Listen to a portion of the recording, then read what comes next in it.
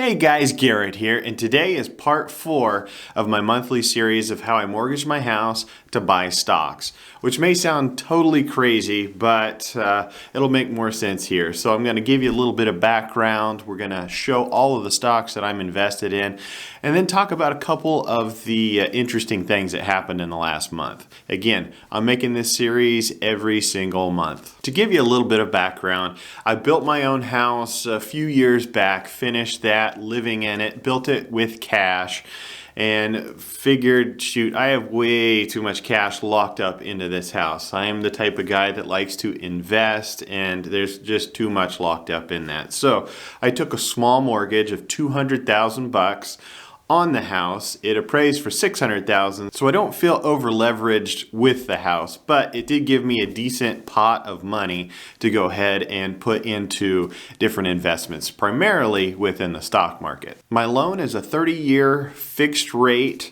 at 3.125%, again with $200,000 being the loan amount. I did not get all of that $200,000. There are fees and that sort of stuff that go with it. So I got $197,400 and change of actual investable money that I can put into this. So I owe $200,000, but I have $197,400 that I can actually invest. So I'm already starting at a bit of a deficit here. And I'm also starting at a deficit because unless I get everything invested all at once, I'm just running even more of a deficit until I can make that payment. So the goal here is to have investments, dividends, stocks, that sort of stuff, things that pay me money either monthly or every 3 months, however often it is, that can make that mortgage payment. So that includes all of the principal as well as the interest associated with it.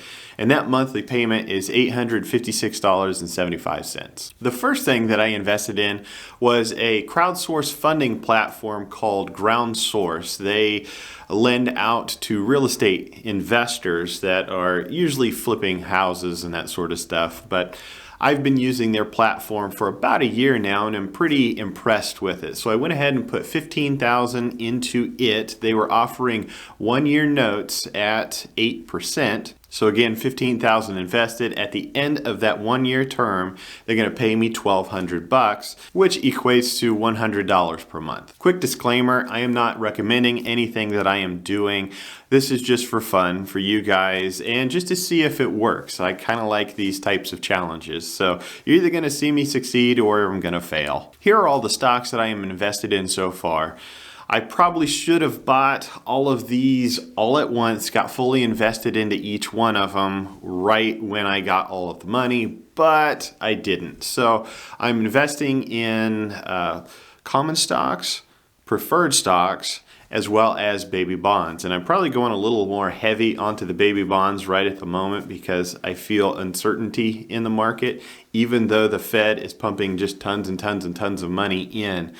I'm not sure what's going to happen, so I'm hedging a little bit more towards the bond side than anything else. So far with these stocks, I have $55,869 invested, and it's kicking out $4,321 worth of dividends so far per year. Here are all of the stocks that I bought just this last month since I made my last video.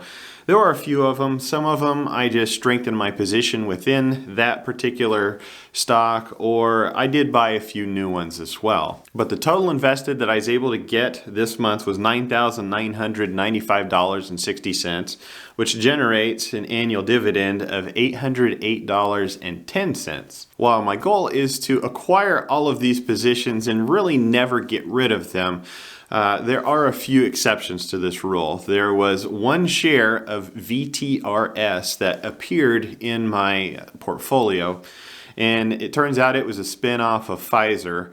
So they gave me one share of it, so it did not have any dividends associated with it. So I went ahead and sold it so that I could buy something that does have dividends. The second thing that happened was another one of my baby bonds called. And so it was the FDUSL. And I had 50 shares of that I bought for $23.40. So they called it actually just a few days ago. So I got all of that money back. And the call price, of course, was $25 because that was what they issued it at. So I was able to make $80 on this one from what I bought it from to what they ended up calling it. But I also made interest along the way. So it was a pretty good deal. The bad thing with it was then all of a sudden I had a bunch of money back. So that almost $10,000 that I got invested, I had another $1,250 of it come back to me. So I wasn't quite as invested as I thought I was. So let's do a quick analysis of this. Again, mortgage $200,000.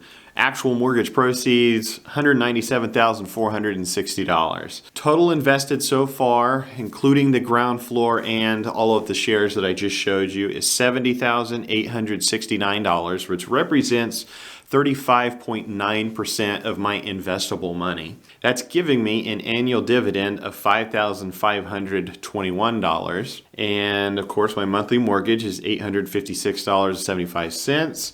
So if you divide that annual dividend by 12 months, my monthly dividend so far is $460.13, which represents 53.7% of my mortgage payment made. So I'm finally over the halfway point, but I'd sure like to be a heck of a lot further. In between doing all of the other businesses that I have, as well as kids and home projects and all of that kind of stuff, I'm watching the market as best as I can and trying to find any down days that I can to buy even just a few more shares of each of these. Just get more and more invested. I need to get that monthly mortgage payment made as soon as I possibly can, or else again, I am shrinking the amount of funds that I can actually put into the market. But the good news is I have 53.7% of that payment made with only 35.9% of the money invested. So in the end of this, regardless, I should be in a pretty darn good position. As I've been investing in all of these different things,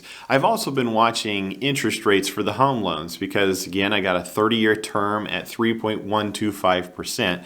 And it seems like the interest rates have actually fallen since then. So it doesn't take a big spread to make it make sense for me to refinance this loan.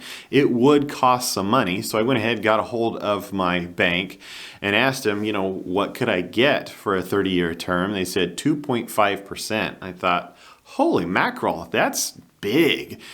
The problem I'm having is I don't have enough income shown on my taxes to qualify for that. I have to get one of the federal, be a Fannie Freddie type of loan, and they won't give me that because I don't show enough income on my taxes. And this is something that real estate investors like myself can run into. We buy these properties, they are tax advantaged, meaning, we can write off a lot of legal expenses as well as depreciation. Depreciation accounts for a lot of deduction of the taxable income that we have. So by the time we knock all of that stuff down, at least for me, I'm not making all that terribly much on the taxes whenever I file at the end of the year. So I'm having trouble trying to figure out how I can make this refinance work to get that loan without having the extra income that I can show with it. I may just not be able to do it, but it's something if you're going to do your own businesses. Banks love W-2 income. They don't love people like me that come in, do things a lot differently than what is typically done. They don't know how to account for it. They don't know how to see the value in it. And since banks are so heavily regulated by the federal government, they are bound by very strict guidelines. So again, W-2 income is really easy to show, and they can check and make sure that, yep, you do have a job. But for a person like me that, again, just does things differently, it's tough. It's tough to get those loans from that point on. So this is a problem I'm going to keep on working on, and if I find a solution to it, I'm going to share it with you guys. But regardless, if I could get that rate down to that 2.5%, even spending $2,500 to refinance that loan is totally worth it because I'm not planning to pay this mortgage off early. That's the big part of this. So it's actually going to save me tens of thousands of dollars if I can make this happen. Thank you guys for watching. Make sure to hit that like button down below as well as subscribe. Again, I'm going to do this every single month, so come on back. I'll see you guys later.